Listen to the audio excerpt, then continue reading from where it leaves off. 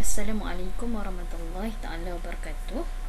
Pada minggu ini Maklimah akan sambung pembelajaran kita yang lepas, iaitu tajuk Beriman kepada Kitab bahagian 2, pembelajaran akidah tahun 3. Ingat lagi murid-murid, beriman kepada kitab adalah rukun yang ketiga dalam rukun iman. Sebagai orang Islam, kita wajib yakin dan beriman kepada rukun iman kita yang ketiga, iaitu beriman kepada kitab. Apabila kita tak yakin, boleh jatuh berdosa dan boleh terkeluar daripada Islam, iaitu murtad. Okey, 4 kitab yang wajib kita ketahui, iaitu kitab Zabur, Taurat, Injil dan juga Al-Quran. Allah telah menurunkan kitab-kitabnya kepada Nabi-Nabi dan Rasul yang telah ditetapkan. Okey, kitab Zabur, Allah turunkan kitab Zabur kepada Nabi Daud alaihissalam. Okey, kitab Zabur ni isi kandungannya ditulis dalam bahasa Kipti. Kitab-kitab yang Allah turunkan kepada setiap Nabi dan Rasul ni mengikut bahasa ataupun mengikut keadaan kaumnya pada waktu tersebut. Contoh macam Nabi Daud, waktu tu umat dia menggunakan bahasa Kipti, maka kitab Zabur diturunkan dalam bahasa Kipti. Okey, kitab yang kedua Allah turunkan iaitu kitab Taurat. Kitab Taurat Allah turunkan kepada Nabi Musa alaihissalam dalam bahasa Ibrani. Manakala kitab Injil Allah turunkan kepada Nabi Isa alaihissalam dalam bahasa Suryani. Dan kitab yang terakhir iaitu kitab yang kita sekarang ni menggunakannya dan beriman dengannya, iaitu kitab Al-Quran. Kitab Al-Quran Allah turunkan kepada Nabi kita, iaitu Nabi yang terakhir, Nabi Muhammad SAW, iaitu kitab Al-Quran ditulis dalam bahasa Arab. Okey, sekarang jom kita tengok apa isi kandungan setiap kitab-kitab ni. Okey, untuk kitab Zabur, isi kandungan bagi kitab Zabur antaranya adalah petua, doa, zikir, nasihat dan peringatan, di mana isi kandungannya yang Allah turunkan tu sangat sesuai pada waktu zaman tersebut.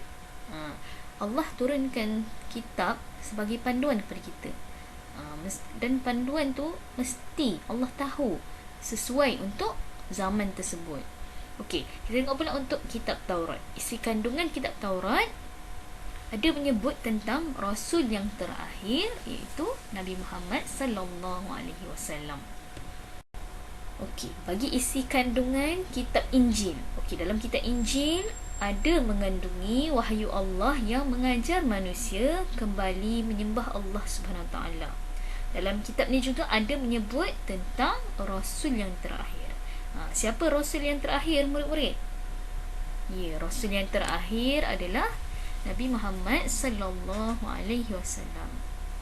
Okey, kita tengok pula isi kandungan Al-Quran.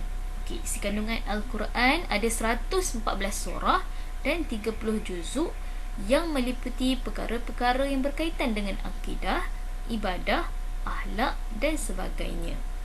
Okey, Al-Quran sebagai panduan kepada manusia sepanjang zaman hingga ke hari kiamat. Maksudnya Al-Quran ni adalah kitab yang terakhir, panduan kepada semua manusia sampailah hari kiamat nanti. Bermula pada zaman Nabi Muhammad sampailah hari kiamat. Orang akan menggunakan kitab Al-Quran sebagai panduan. Dah tak ada dah kitab-kitab lain yang Allah turunkan. Kitab Al-Quran lah kitab yang terakhir. Okey, diturunkan di Mekah dan Madinah secara berperingkat-peringkat dan penutup kepada segala kitab. Okey, baik murid, sekarang jom kita tengok kelebihan Al-Quran.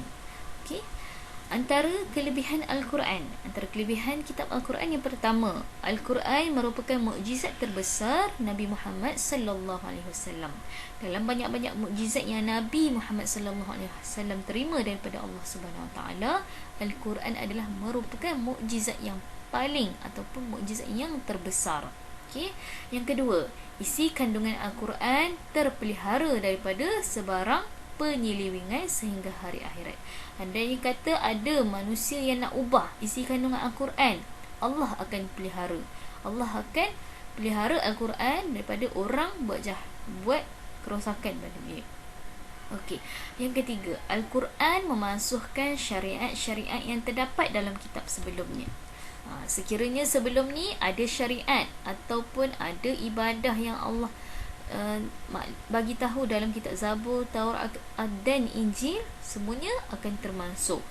Jadi kena ikut syariat yang telah ditetapkan dalam Al-Quran.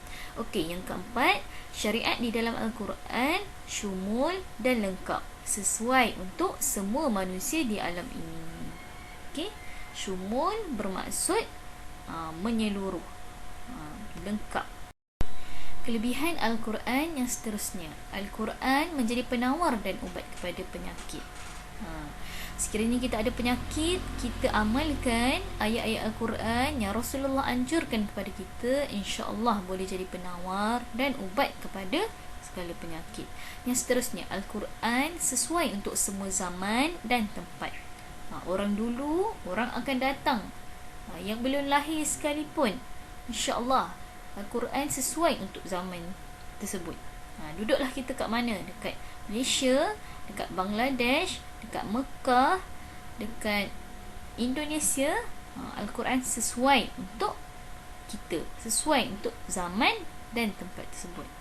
Okey, bahasa Al-Quran adalah bahasa Arab yang diguna pakai sepanjang masa di seluruh dunia dan menjadi bahasa syurga. Walaupun kita tak mahir cakap Arab, tapi insya-Allah bila kita belajar Al-Quran, kita boleh membaca Al-Quran meskipun Al-Quran dalam bahasa Arab. Bukan orang Arab je yang boleh baca Al-Quran, kita pun boleh. Betapa hebatnya Allah jadikan bahasa Arab tu sebagai bahasa Al-Quran. Jadi lebih lagilah bertambah baiknya bila kita belajar bahasa Arab supaya kita lebih faham apa yang Allah sampaikan dalam Al-Quran tu, mudah kita nak jadikan panduan dalam hidup kita. Okey, dan yang terakhir, gaya bahasa Al-Quran sangat indah dan tidak mampu ditandingi oleh mana-mana penyair Arab sekalipun. Bahasa yang digunakan dalam Al-Quran tu, susunan dia, irama dia punya kata-kata tu sangat indah. Sampaikan penyair pun tak mampu nak tandingi. Kalau pada zaman dulu, zaman orang-orang Arab sangat terkenal dengan kehebatannya menyair. Tapi nak katanya orang Arab pun tak mampu nak lawan kehebatan, keindahan bahasa Al-Quran. Okey murid-murid,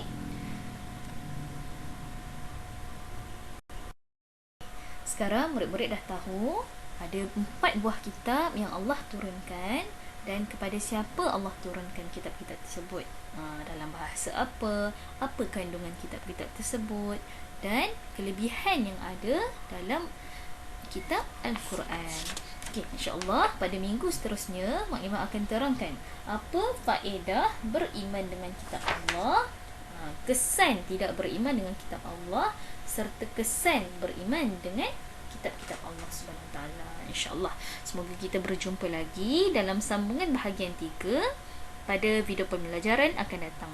Terima kasih. Assalamualaikum.